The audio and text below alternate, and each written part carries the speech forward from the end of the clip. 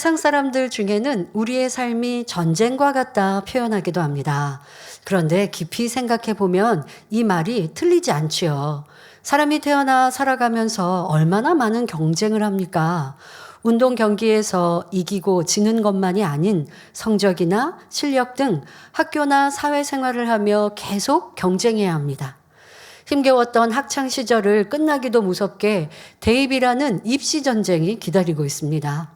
대학에 합격해도 취업 전쟁을 위해 쉼없이 공부하며 자격증 취득 등 사회에 나갈 준비를 해야 합니다.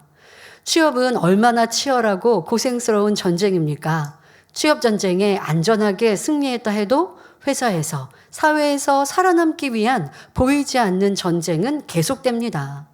이뿐만이 아니지요. 가정에서는 배우자와의 갈등, 부모와 자녀의 다툼, 시댁과의 갈등 등 심적인 전쟁은 더 괴롭습니다. 그럼 이 땅의 삶이 왜 이렇게 고달플까요? 이는 첫사람 아담이 하나님의 말씀에 불순종하여 받는 저주입니다. 또 원수마귀 사단의 주관하에 있는 어둠의 세상에 우리가 살기 때문이지요. 하나님은 평안과 행복을 주시지만 원수마귀는 다툼과 미움, 염려와 근심을 가져다 주기에 사람이 어둠에 속하면 전쟁과 같은 괴로움 속에 살 수밖에 없습니다. 그럼 이 고통에서 해방될 방법은 무엇일까요? 우리가 주님을 믿고 하나님의 품으로 돌아오면 됩니다. 그러면 하나님은 위로하시고 세상을 이길 힘을 주시어 어두운 세상에서도 승리케 하시지요. 바로 우리가 하나님을 믿는 믿음과 주님 주신 능력, 성령의 도우심으로 세상의 주관자 원수마귀와 싸워 승리할 수 있습니다. 바로 출애굽기 17장 8절 이하에 출애굽의 영도자 모세가 치른 여호와 니시, 르비딤 전투를 통해 우리가 만나는 영적 전쟁에서 항상 승리할 수 있는 비결을 터득하시길 바랍니다. 출애굽하여 40년 광야길에 있던 모세와 이스라엘 백성이 하나님의 명령을 따라 르비딤의 장막을 쳤을 때의 일입니다. 마실 물이 없자 백성은 다시 원망하였고 모세는 하나님의 말씀대로 행하여 반석을 쳐서 물이 나오게 했습니다. 200만 명이 넘는 온 백성은 하나님께서 주신 물을 마셨고 이후에 하나님은 이스라엘이 아말렉과 전쟁을 치르게 하십니다. 출애굽기 17장 8절부터 9절에 때에 아말렉에 이르러 이스라엘과 르비딤에서 싸우니라. 모세가 여호수아에게 이르되 우리를 위하여 사람들을 택하여 나가서 아말렉과 싸우라. 내일 내가 하나님의 지팡이를 손에 잡고 산 꼭대기에 서리라 말씀하십니다.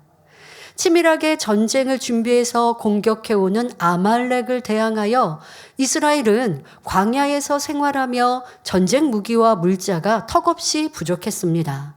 더더욱 이스라엘 백성은 어려움 앞에서 툭하면 원망 불평하는 연약한 믿음이었습니다. 그런데 이에 모세는 믿을 수 있는 여호수아에게 순종하고 준비된 자들로 전쟁에 나가게 하고 자신은 하나님의 권능을 상징하는 지팡이를 잡고 산에 올라 기도하겠다 말합니다.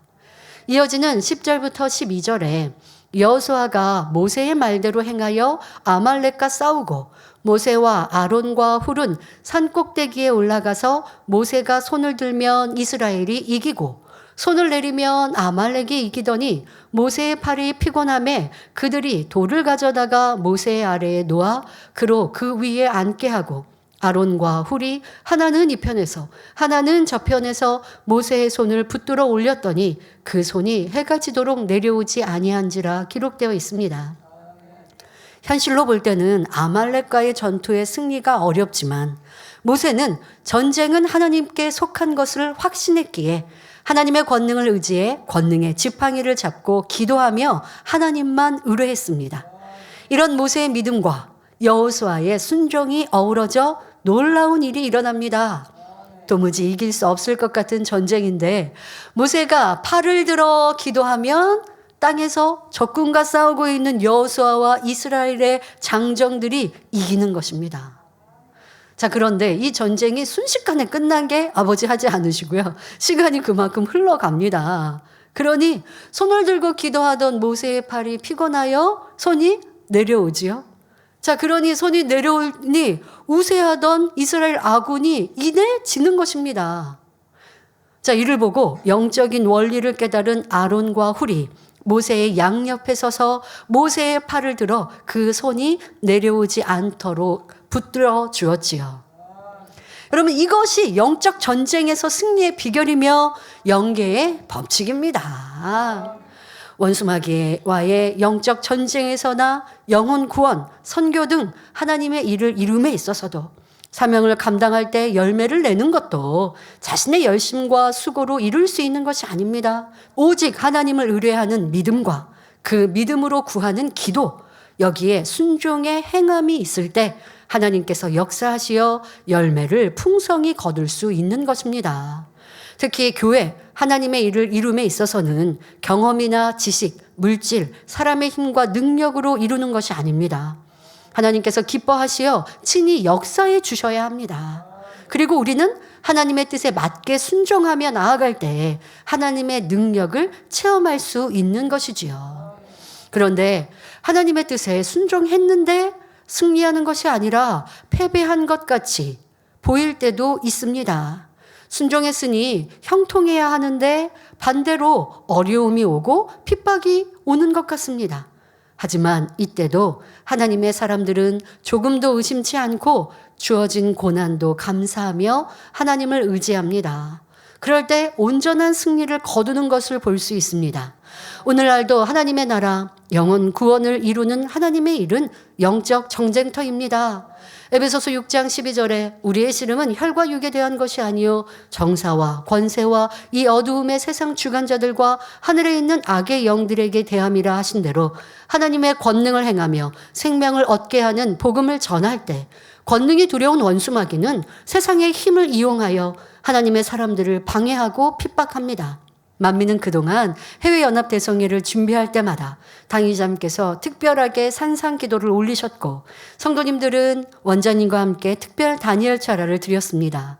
그중 한 예로 2000년 10월에 파키스탄 라오르에서 열린 파키스탄 목회자 세미나 및 연합대성회는 무슬림의 핍박과 심한 반대로 집회가 열리는 목회자 세미나가 열렸는데 열리는 시간을 앞두고 지금 목회자들이 들어오고 있는데 여러분 보시는 것처럼 철문을 잠가서 집회 장소를 폐쇄하고 집회 허가를 취소해버리는 이러한 일이 생겼습니다. 이때 사랑하는 당회장님은 조금의 요동도 없이 오직 하나님을 믿는 굳건한 믿음으로 평안히 묵상하며 하나님만 의지하셨지요. 당시 본교회에서는 원장님과 함께 성도님들이 특별 다니엘 철야에서 간절히 기도하였습니다. 하나님께서는 당회자님의 굳건한 믿음과 우리 성도님들의 간절한 기도에 응답하셔서 파키스탄에 유력한 장관을 보내주셨고 집회가 다시 열리며 이후에 어떤 방해도 받지 않게 해 주셨습니다. 이렇게 개최된 성회에는 수많은 회교도들이 참석하여 인산인해를 이루었고 개종하며 수많은 치료와 권능의 역사가 나타났습니다. 이처럼 하나님 앞에 믿음과 기도로 매달렸을 때 무슬림의 핍박과 테러의 위협에서 성회는 대성공이었고 파키스탄 TV에도 방송되며 수많은 이들이 치료받는 놀라운 역사가 나타났습니다. 원수마귀의 회방 없이 평안하게 집회를 진행했으면 더 좋았을까요? 하지만 어둠의 공격은 빛을 더욱 찬란하게 드러내며 하나님의 영광이 더 크게 나타나게 도와주는 역할을 합니다. 우리가 인간 경쟁을 마치고 천국 가기까지 영적 전쟁은 계속됩니다. 하지만 믿음과 기도, 순종의 행함으로 승리해 가면 그만큼 하나님 기뻐하시는 참 자녀로 변화되어 아버지 계신 보좌로 나아갈 수 있습니다. 그러니 우리 모든 성도님들은 두려움 없는 믿음으로 전능하신 하나님만 바라며 기뻐하시는 일을 행하여 항상 승리의 계가만 부르시길 기원합니다. 본문 사무엘상 17장을 보면 엘라 골짜기에 하나님의 이름을 모욕하고 이스라엘 군대를 모욕하는 블레셋 장수 골리앗이 서 있습니다. 그런데 이스라엘 진영에서는 아무도 골리앗을 당할 수 없었습니다. 다른 사람들보다 어깨 위만큼 더 큰 사울 왕도 골리앗 앞에서 두려워 떨었고 이스라엘의 모든 군대가 놀라 크게 두려워했습니다. 자, 그러나 소년 다윗은 전쟁터에 골리앗을 보지 않고 골리앗보다 훨씬 크신 하나님을 바라보았기에 조금도 두려워하지 않고 담대히 골리앗을 마주하여 빨리 달려갔습니다. 사무엘상 17장 45절에 다윗이 블레셋 사람에게 이르되 너는 칼과 창과 단창으로 내게 오거니와 나는 만군의 여호와의 이름 곧 내가 모욕하는 이스라엘 군대의 하나님의 이름으로 내게 가노라. 그리고 블레셋 군대만 아니라 이스라엘 모든 군대도 들을 수 있도록 큰 소리로 외치고 물매로 골리앗을 향해 돌을 던졌습니다. 사무엘상 17장 47절에 또 여호와의 구원하심이 칼과 창에 있지 아니함을 이 무리로 알게 하리라. 전쟁은 여호와께 속한 것인즉 그가 너희를 우리 손에 붙이시리라. 다윗의 믿음과 행함에 골리앗은 쓰러졌고 이스라엘 군대는 큰 용기를 얻어 그날의 엘라 전투에서 대승을 거둡니다. 현재 우리의 시간도 마찬가지입니다. 아버지 하나님께서 우리에게 허락하신 영적 전쟁의 현장입니다. 여러분 앞에 어떤 골리앗과 같은 현실의 어려움과 염려가 있으십니까? 우리는 그보다 크시고 능력 자체이신 하나님을 바라보아야 합니다. 개척 때부터 우리에게 주신 하나님의 언약대로 세계 선교를 완성할 것이고 아버지 하나님 원하시는 새 예루살렘에 들어가는 온영의 사람들이 되어 대성전을 건축할 것입니다. 하나님께서 말씀하셨으니 하나님께서 친히 이루십니다. 그러기 위해 우리는 오직 하나님만 바라보며 하나님의 뜻에 순종하되 어려움 중에 더욱 부르짖어 기도하고 진리를 쫓아 행해야 하겠습니다. 전쟁은 하나님께 속한 것인즉 눈앞의 현실을 보고 두려워 주저앉지 말고 일어나 말씀을 행하여 더욱 찬란히 하나님의 빛을 발하는 만민이 되어야겠습니다. 오늘 만민의 창립 40주년을 맞아 지금까지 생명의 말씀과 권능으로 보장하신 하나님, 응답하시고 치료해 주시며 보호하신 사랑의 하나님께 감사하며 더욱 힘차게 달려가는 모든 성도님들이 되시길 축원합니다.